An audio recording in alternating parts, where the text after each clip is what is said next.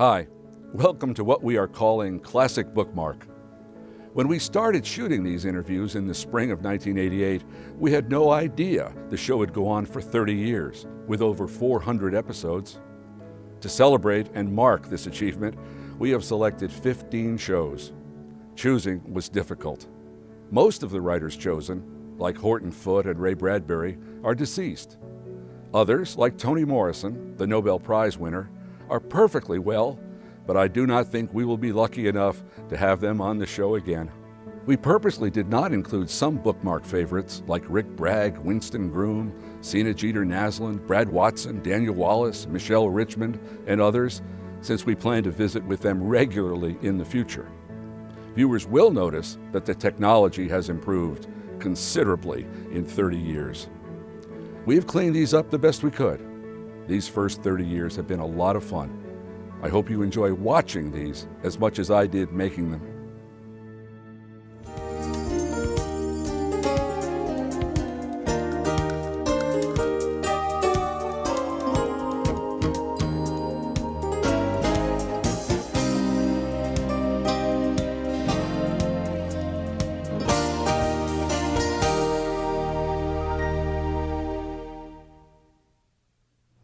Science fiction seemed to have died out.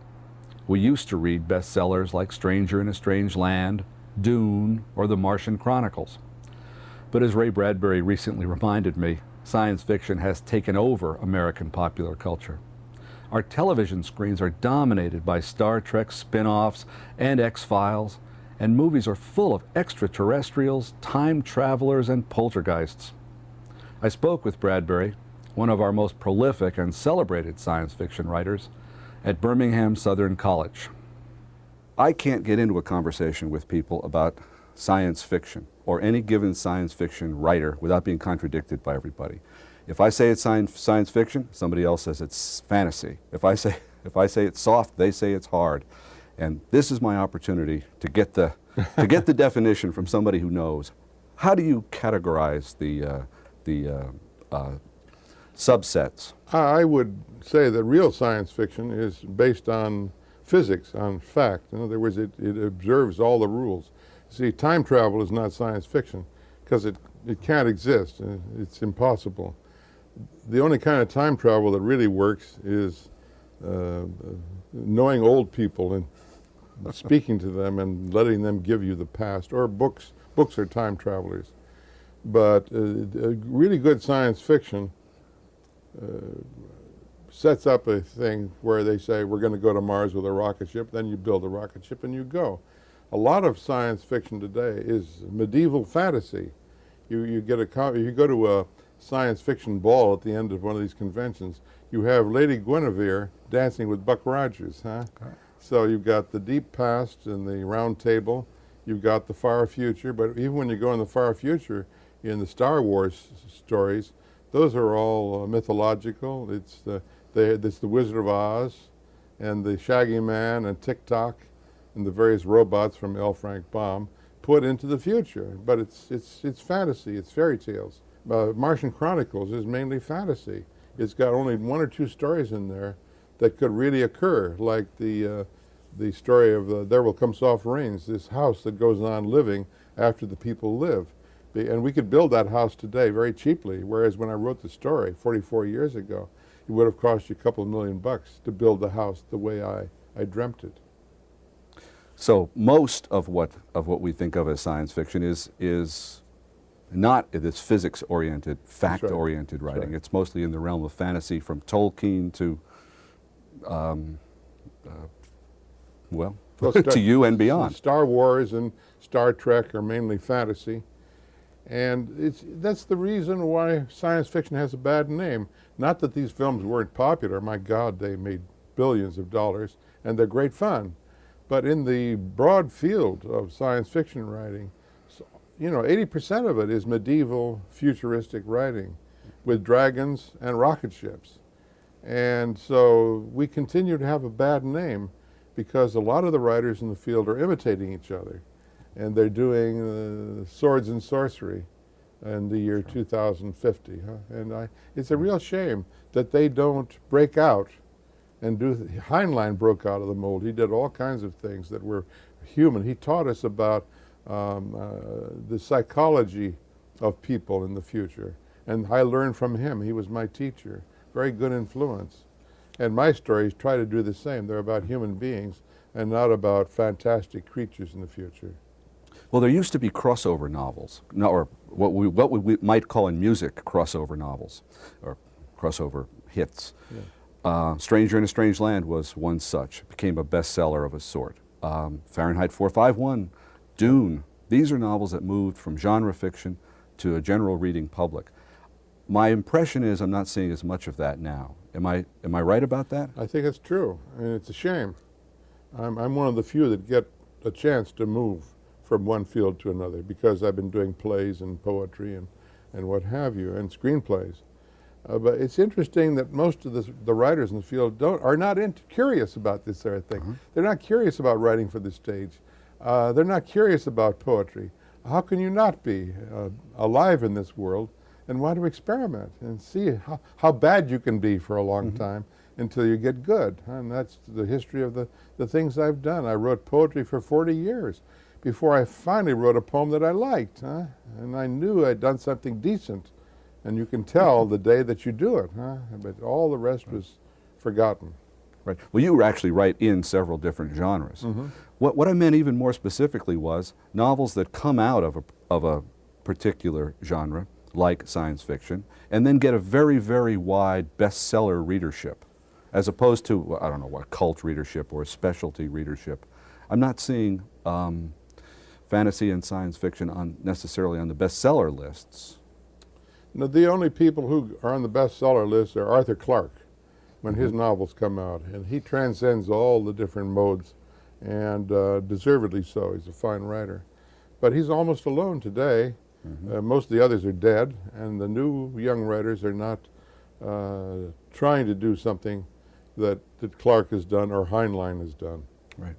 I had a conversation recently about the international spy novel and the bizarre effects of the end of the Cold War on writing like Le Carré's international spy novel. Obviously, these people are going to have to find another kind of work. That's or true. Change what they write. Now that people have walked on the moon and are shuttling in and out of the atmosphere with regularity and so on, what about hard science fiction? What about that physics-driven science fiction? Will people still write it? Or has it been, in a sense, passed by reality? No, first of all, we've only been in space for a few hours out of 1 billion years. Maybe we've been on the moon for 40 hours over a period of 8 or 9 years. So that's a very small period of time. And we have come back from the moon to deliver mail. That's what it did. The shuttle delivers mail. And it does a lot of these housekeeping chores. And it's all part of it's exciting, but it's banal compared to the Apollo missions. We need to go back to the moon to elevate our souls, to do something for our psyches that's above bread and butter, you know. The Tupperware people drive me nuts. I don't want to do anything to make Tupperware, And I want to elevate the spirit. It's a religious enterprise. Going into space means we're trying to figure out the universe, the cosmos. It's a total mystery. I'd be remiss not to ask you, are we alone? Everybody must. We're not alone in the universe, but they're all so far away. They haven't come here. I've known many experts. I knew Mr. Hynek, who had his own flying saucer magazine, you know, and he was the first to say, no proof, no proof. And I was offered a chance 15 years ago to write the narration and speak it on a film called Chariots of the Gods. Remember when that book came out? Well, it was full of half-truths, you know. They showed me the film to get my attention and then said, will you do this with? I said, no, I won't. They said, why not? I said, because it's not scientific. You keep saying, could this be a landing strip in Peru where the ships came down? Sure. Could this be? You don't say it is, and then prove it. And unless you say it is a landing strip and prove it, I can't help you. So there isn't a great government conspiracy, a great Air Force conspiracy to keep us from... I know all the astronauts. I know the head of NASA. I know many senators, and if there was any truth, they would have gotten out so long ago. Yeah, it's a nice myth. Yeah. Mm-hmm. But people are devoted to it. Oh yeah, it's like the crop circles, huh? That have been appearing in the newspapers, magazines the last 10 years. It's been proven they're done by the farmers, huh? People don't want to accept that. There are lectures in colleges right now at UCLA on the crop circles. And you say, dummies, huh? The farmers admitted they went out with their harrows and their reapers and what have you and made the crop circles. People don't want to accept that. It's no fun. Recently, we're not only are we talking about the gift of life, but in a sense, when one is talking about writing, one is talking about immortality. You have a couple of recent stories in which there is time travel and a return to writers who may have been dying in some despair over whether or not their work was going to continue to be read and whether or not their names were going to continue to live. Yes, yes, yes. As we get older and one worries more and more about whether the work will last, the name will last. What were you thinking of when you're talking about the immortality of Edgar Allan Poe, the reassurance that you gave to Edgar Allan Poe? Yes, yes. That's one of my favorite stories. It was just written recently and published. And I get in a time machine and go back and visit Edgar Allan Poe on his deathbed, and I bring all of his books published today and put them on his bed and say, Edgar, you are remembered, huh? You are loved. And then I go to visit Herman Melville, and he was totally lost there for 50 or 60 years. Everyone had forgotten him. And I say, Herman, here are 14 new editions of Moby Dick, and put them on his deathbed. And then I go to Paris, I walk upstairs, and I lean over a bed and I say, Oscar? And that's the end of the story, huh? So it's my love of other authors and my part in keeping them immortal, the really good ones. And if we all do this as teachers and as students and as writers, they'll have a chance for life. We all want a little of this. I have a feeling, because I've been in so many anthologies now, about 600, my stuff will be around a little while after I'm gone. I don't know how long, you can't predict that. As long as you're a convenient tool to be used in the imaginations of people, and if you make the right metaphors, you have a chance. See, all these writers we're talking about are metaphorical writers. Melville and Poe and a hell of a lot of Oscar Wilde. Robert Louis Stevenson will probably be around a long time because of Jekyll and Hyde, plus his nursery rhymes, which are sublime. Well, I was fascinated to see that the time machine in a story of yours 30 years ago was used to send a hunter back to kill a dinosaur. Yep. But the time machine in a story of yours last year was used to send someone back to reassure a dying writer. Absolutely. I think I've written more stories, poems, and plays about other writers than any other writer in American history. I've written a poem called Emily Dickinson, Where Are You? Herman Melville called your name last night in his sleep. There's a poem for you. I've written poems about Edgar Allan Poe being my father, Emily Dickinson being my mother. I wrote a story in a play called Any Friend of Nicholas Nicklby's is a Friend of Mine.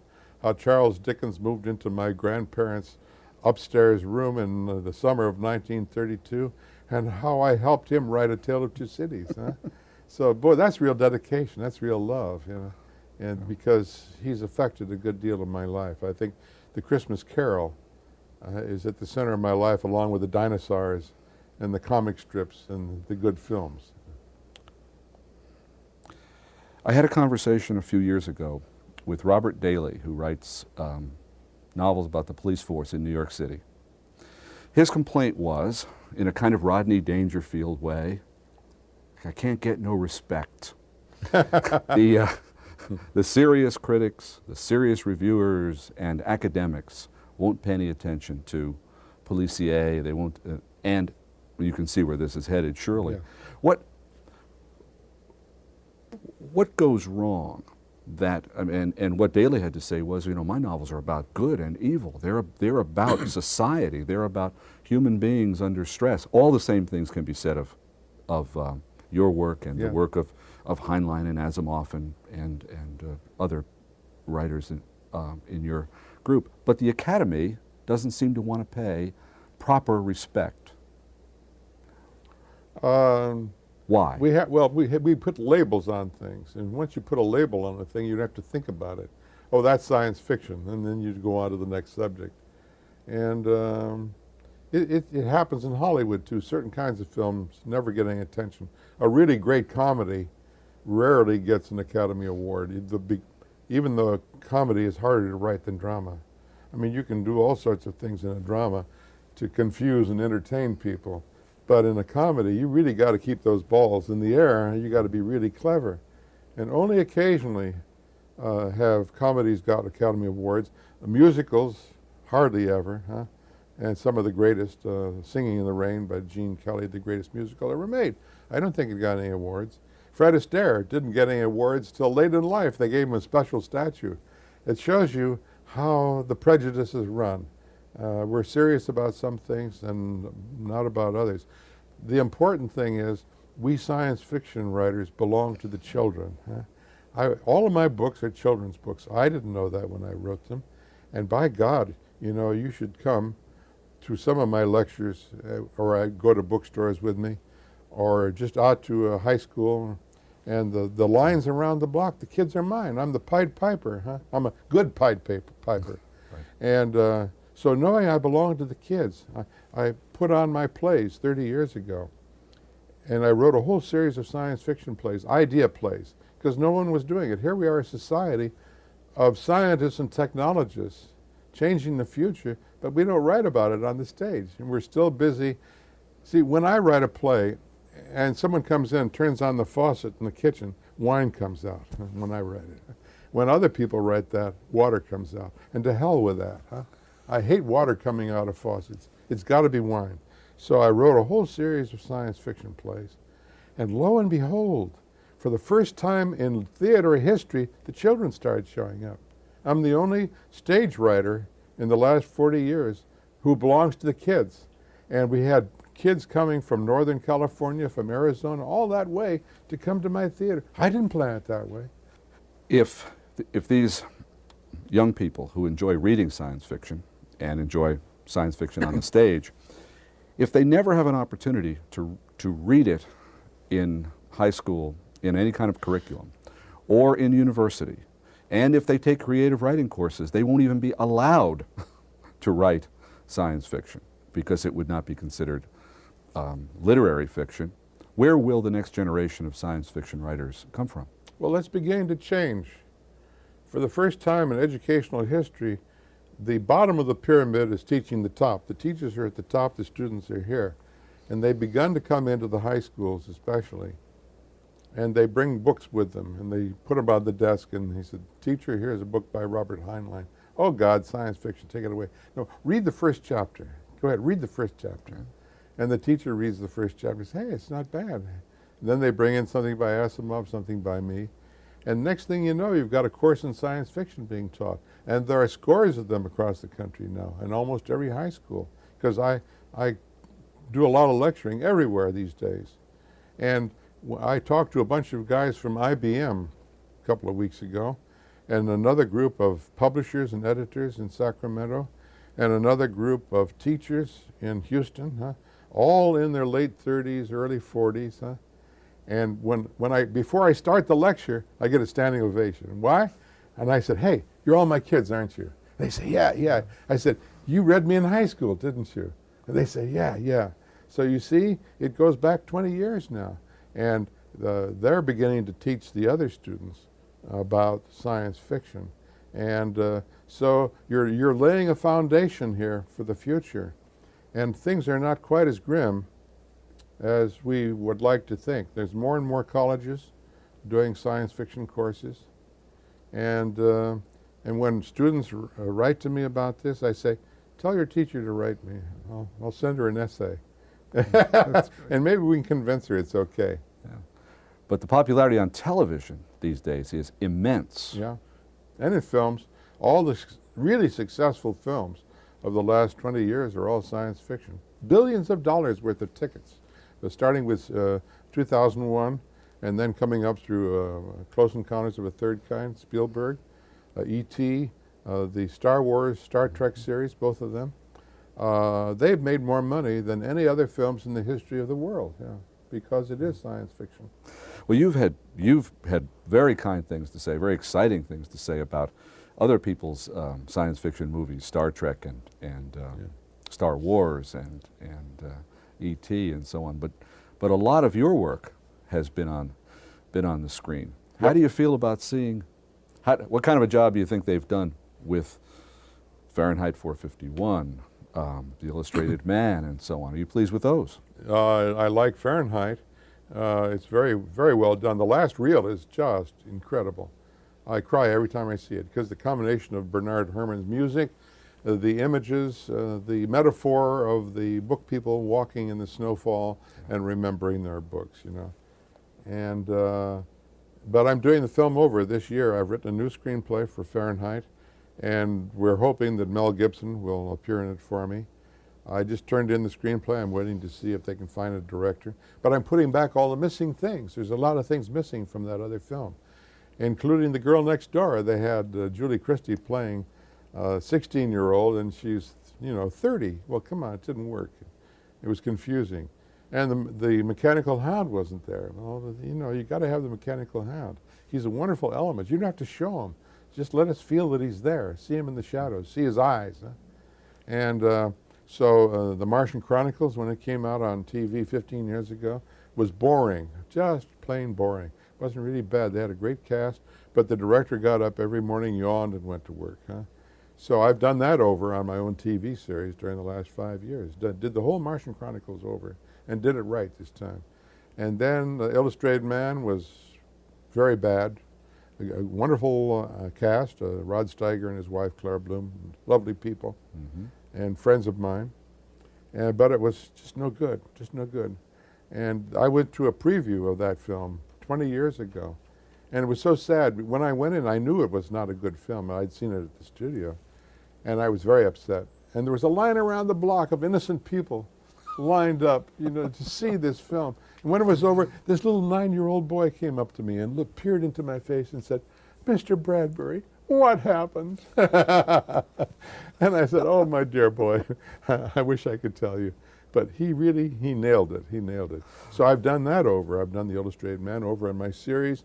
And now the most successful film that I really like, is Something Wicked This Way Comes. Because I fought with the studio every day. I fought with my director. I wrote the script. I rewrote it. I edited the last reel myself to make it work. It wasn't working. And it's not a perfect film, but it's got some really great stuff in it. The scene in the library late at night with Mr. Dark, because libraries are my favorite place anyway in the whole world. And my series, 65 shows, I'm very proud of that. I wrote every single one, and I helped edit, and I helped cast, and I kept control of the whole thing. But it took me 50 years before I got there. I worked for Hitchcock, did 9 shows for him. I worked for Rod Serling when he started Twilight Zone. But they didn't have the control that I got 8 years ago. And I wish they'd had it. But they had poor sets. Everything was cardboard. And we went to real locales in New Zealand, Australia, all over the place. So my series has a better look to it, simply because I waited long enough. Well, you're a futurist. You're a famous futurist. What is the future of science fiction writing? Well, science fiction writing is tied in with our own future. We always solve things. No, we're really the greatest country in the history of the world, and we still don't quite believe it. You know, we're so negative about ourselves. Well, that's good up to a point. The real danger now, and I tell this to everyone everywhere I go, is local television news. It's destroying the psyche of everyone in our country. They make you believe night after night we're no damn good.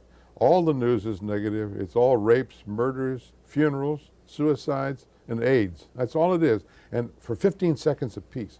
Now, if you watch that stuff every night for 1,000 nights, you're going to kill yourself. Huh? You're going to think life's not worth living, even though things are better in this country than they've ever been. Really, we're doing very well indeed. We've gone to the moon. Huh? We've landed on Mars. We've gone out past Neptune and Saturn. We've done glorious things. We've helped all the nations of the world. We helped form NATO. We helped form the United Nations. Without us, it wouldn't exist. We pushed back Russia. Huh? We're the only nation that really stood up against Russia, and we had one president who did it. 12 years ago, Reagan said, tear down the wall. Huh? Tear down the wall. No one said that before him or after. Huh?